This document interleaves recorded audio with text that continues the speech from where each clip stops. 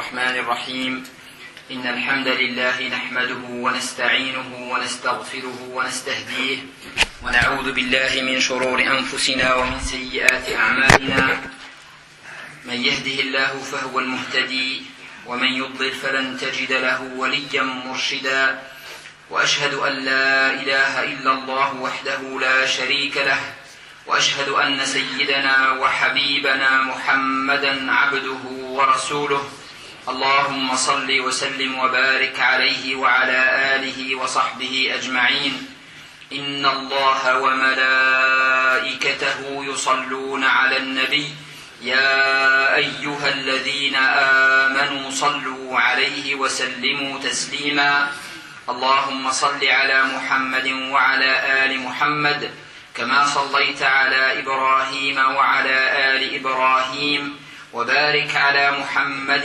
وعلى آل محمد كما باركت على إبراهيم وعلى آل إبراهيم في العالمين إنك حميد مجيد أما بعد السلام عليكم ورحمة الله وبركاته.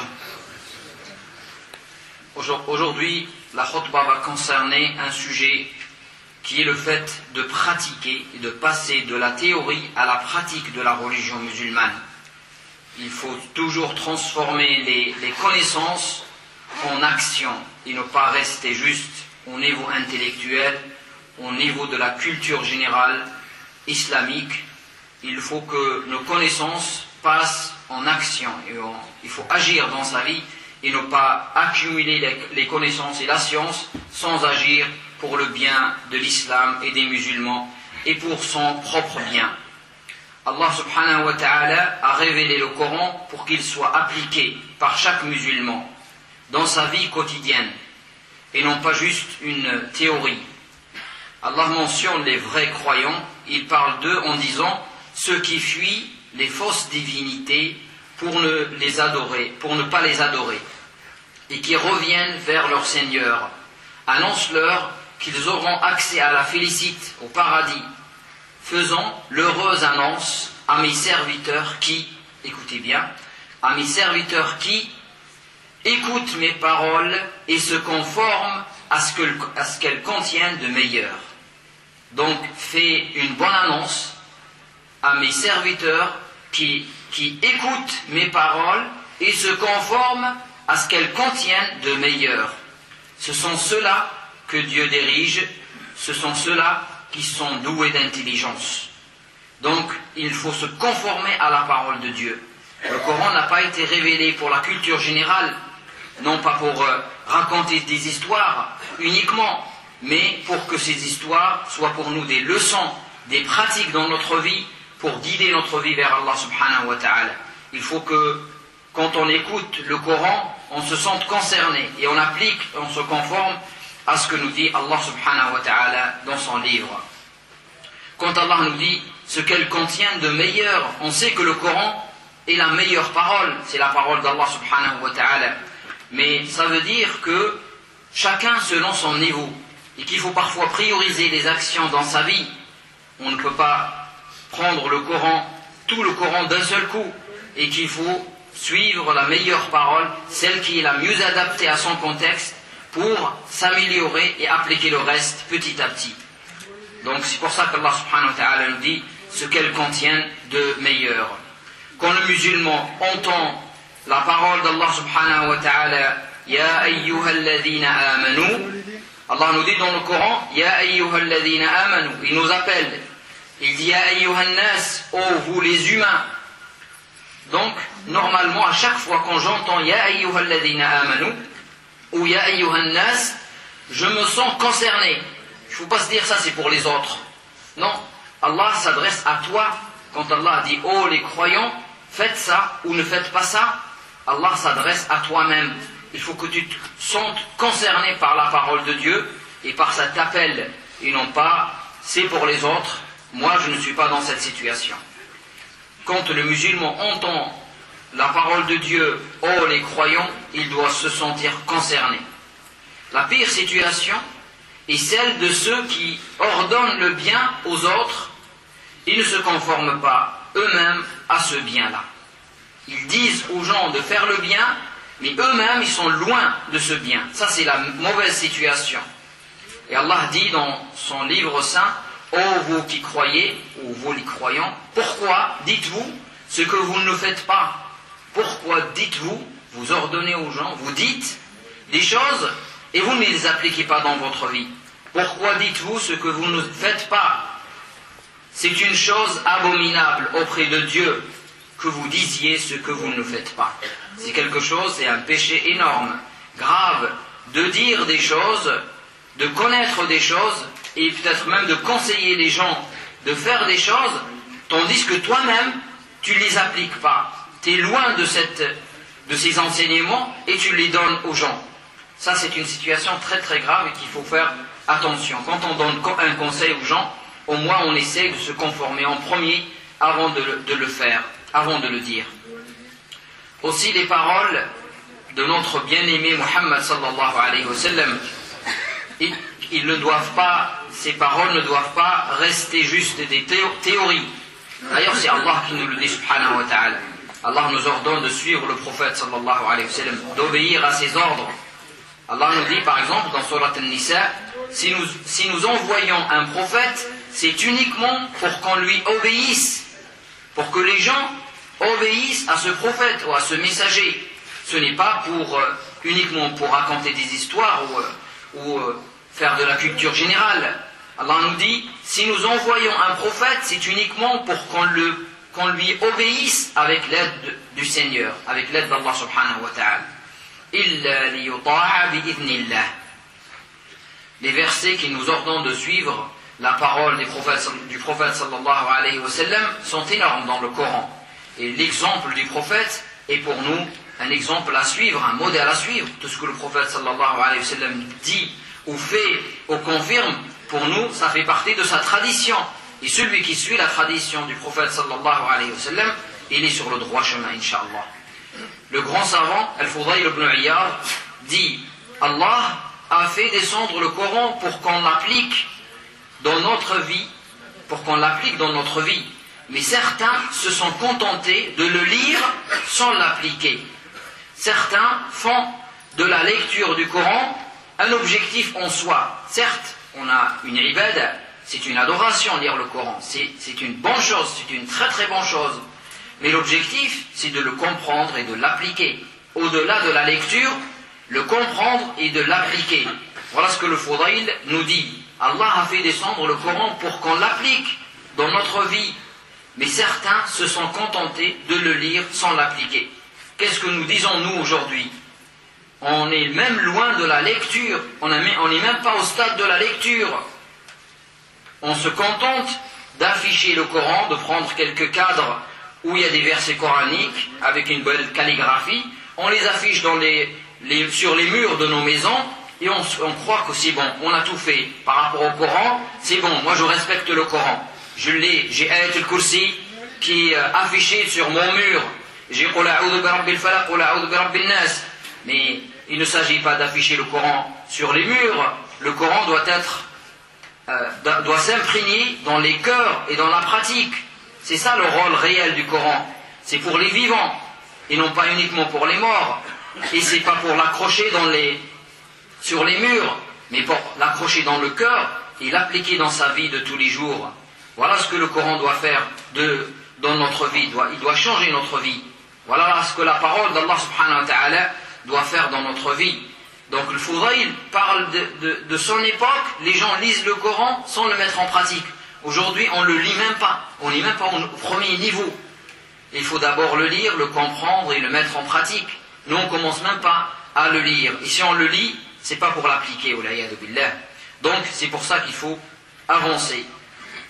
Allah n'accepte pas une parole sans action. Il n'accepte pas une action sans sincérité. La parole n'a aucune valeur si elle n'est pas suivie d'action. Et même l'action n'a aucune valeur si elle n'est pas sincère.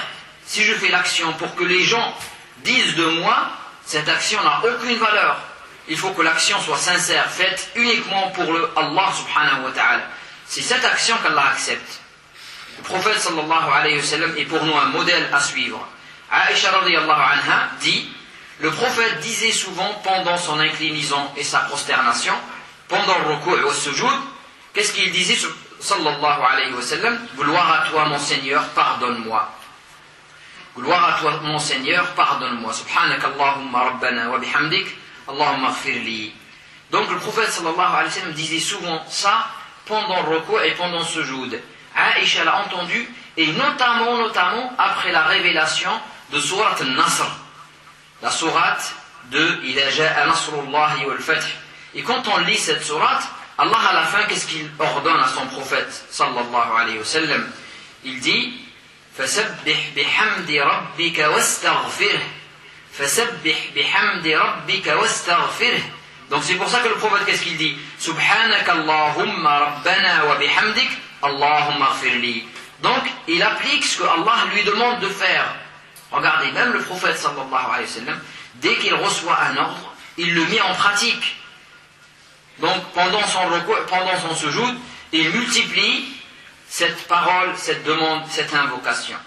Et il nous apprend sallallahu alayhi wa sallam quand on est rassemblé, quand on discute de quelque chose, et que avant de se séparer,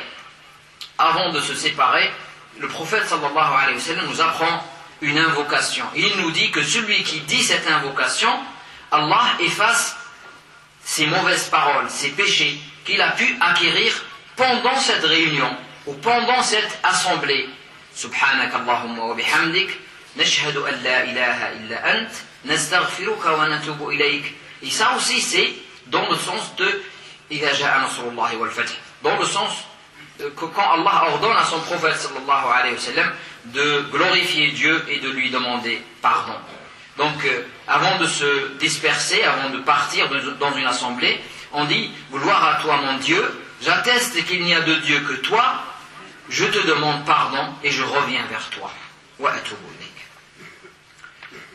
Les compagnons du prophète sallallahu alayhi wa sallam avaient comme habitude de ne pas dépasser l'apprentissage de 10 versets du Coran avant de les comprendre, de les apprendre, de les comprendre et de les mettre en pratique. Voilà ce que nous dit Abdullah ibn Omar.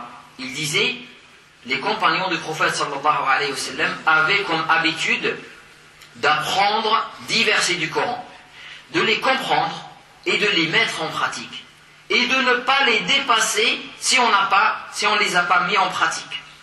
Et il dit, ainsi nous avons appris la science et la pratique en même temps. Ainsi nous avons appris la science et la pratique en même temps. Aujourd'hui on trouve des gens qui ont beaucoup de savoir, mais rien, il n'y a pas de pratique. Et on trouve des gens qui pratiquent beaucoup sans savoir. Et les deux, c'est mauvais. Il faut progresser dans la science et dans la pratique conjointement. Comme ça, on a la science, on pratique et on adore Dieu selon une science, sur une lumière, et quand on apprend, on applique ce que nous avons appris. Toujours le même compagnon, Abdullah ibn Umar, radiyallahu anhu, qui faisait très très attention à ce que le prophète sallallahu alayhi wa sallam faisait, il nous dit, nous étions en prière avec le messager sallallahu alayhi wa sallam. Alors un homme a dit, pendant la prière, Allahu akbaru kabira, walhamdulillahi kathira, wa subhanallahi wa bihamdihi bukratan wa asila. Pendant la prière, l'homme dit ça. Dieu est le plus grand, louange à Dieu énormément, gloire à Dieu matin et soir. C'est une parole, en arabe, ça donne Allahu akbaru kabira, walhamdulillahi kathira, wa subhanallahi wa bihamdihi bukratan wa asila. C'est beaucoup plus joli. Le messager, sallallahu alayhi wa sallam, dit, après la prière, qui a dit ces paroles? Le messager les avait entendues. Un homme dit, moi, au prophète, sallallahu alayhi wa sallam. C'est moi qui les a dit. Alors le prophète, sallallahu alayhi wa sallam, dit, ces paroles m'ont étonné, car j'ai vu les portes du ciel s'ouvrir pour les accueillir. Ces paroles m'ont étonné, parce que j'ai vu les portes du ciel s'ouvrir pour les accueillir. Et l'histoire, elle ne s'arrête pas là. L'histoire, c'est que Ibn Omar, celui qui rapporte ce hadith, qu'est-ce qu'il nous dit? Il nous dit, je n'ai jamais laissé de dire ces paroles depuis que j'ai entendu le commentaire du messager sallallahu alayhi wa sallam. Donc, Ibn Omar a entendu le prophète faire ce commentaire, que ces paroles, Allah leur a ouvert les portes du ciel pour les accueillir. Donc, qu'est-ce qu'il disait Ibn Omar? Il disait souvent Allahu Akbar kabira, walhamdulillahi kathira, wa subhanallahi wa bihamdihi bukratan wa asila, parce que le prophète a fait un bon commentaire sur ces paroles. C'est des paroles lourdes qu'Allah a accueillies avec satisfaction. Ali ibn Abi Talib radiyallahu anhu rapporte que sa femme Fatima, la fille du prophète sallallahu alayhi wa sallam, s'est plainte un jour auprès du prophète sallallahu alayhi wa sallam de la dureté des tâches ménagères, et notamment moudre les grains manuellement. Avant, on faisait avec un moulin manuel pour moudre les grains avant de faire des galettes de pain. Donc elle le faisait à la main. Et un jour, elle s'est plainte, malgré qu'elle soit la fille du prophète sallallahu alayhi wa sallam. Elle lui dit à son père, ô prophète, est-ce que tu peux me fournir, me donner une personne, un serviteur qui va m'aider aux tâches ménagères? Et le prophète sallallahu alayhi wa sallam vient chez elle et son mari, ils étaient tous les deux. Le prophète s'assoit entre eux et il dit, je vous apprends quelque chose, pour vous, ça serait beaucoup mieux que d'avoir un serviteur pour vous aider. Avant de dormir chaque soir, dites 33 fois Subhanallah, 33 fois Alhamdulillah et 34 fois Allahu Akbar. Ça fait 100. Et ça, c'est meilleur pour vous d'avoir un serviteur. Et c'est un bien énorme que ces paroles vont vous apporter. Donc, Ali, qu'est-ce qu'il dit? Il dit, depuis que le prophète sallallahu alayhi wa sallam m'a donné ce conseil, je n'ai jamais laissé ces paroles avant de dormir. Jamais. Et on lui a dit, même le jour de la bataille de Saffin, une grande bataille, qui était vraiment une bataille énorme. Normalement, quand on est en bataille, on oublie tout. Il dit, même cette nuit-là, je n'ai pas oublié de les dire. Comment les compagnons, quand ils se conforment. Bukhari, il dit, je n'ai jamais dit du mal d'une personne depuis que j'ai su que la médisance était haram. Je n'ai jamais dit du mal d'une personne depuis que j'ai su que la médisance était haram. Et nous, on sait que la médisance est haram, mais malgré tout, on continue à le faire. Ibn Taymiyyah, rahmatullahi alayhi, Cheikh al-Islam, dit, je n'ai jamais laissé la lecture de Ayat al-Kursi après chaque salat, depuis que j'ai appris le hadith qui mentionne cela, qui recommande de lire Ayat al-Kursi après chaque salat. Aujourd'hui, on trouve des gens, assalamu alaikum, tout de suite il se met debout, sans lire Ayat al-Kursi, sans dire subhanallah, walhamdulillah, wallahu akbar 33 fois, la ilaha illallah wahdahu la sharika lahu, lahu mulku wa lahu alhamdu wa huwa ala kulli shay'in qadir, pour finir le son. Allahumma a'inni ala dhikrika wa shukrika wa husni ibadatik. Allahumma anta as-salam wa minka as-salam, tabarakta ya dal jalali wal ikram. Ces du'a que le prophète sallallahu alayhi wa sallam nous apprend et nous devons les dire après chaque prière. Voilà comment les compagnons et les savants appliquaient ce qu'ils connaissaient, ridwanullahi alayhim. Comme vous le savez, il y a la fête des mères après-demain ou ces jours-ci. C'est juste pour vous dire que, même s'il s'agit d'une journée comme ça, mais il faut profiter de cette occasion pour apprendre à nos enfants que le devoir envers les parents est énorme. Nous, musulmans, la fête des mères, c'est pas une journée. C'est pas une journée. La fête des mères, c'est toute l'année, c'est toute la vie. On doit enseigner à nos enfants de respecter leur maman toute la vie, et non pas juste un jour avant. C'est bon, moi je fais mon devoir envers mes parents, je lui ai donné l'année dernière son cadeau lors de la fête des mères. C'est bon, j'ai fait le nécessaire. Non, Allah ne te demande pas uniquement de lui donner un cadeau le jour de la fête des mères. Tu le fais si tu veux, mais Allah te demande d'être bon envers elle toute l'année, toute ta vie, jusqu'à la mort. Et c'est ça qui est obligatoire pour nous, musulmans. Nos enfants sont influencés, ils vont apprendre à l'école la fête des mères, il faut faire des cadeaux. Mais nous, on doit profiter de cette occasion pour aussi leur parler de ce que le prophète sallallahu alayhi wa sallam a dit concernant la maman.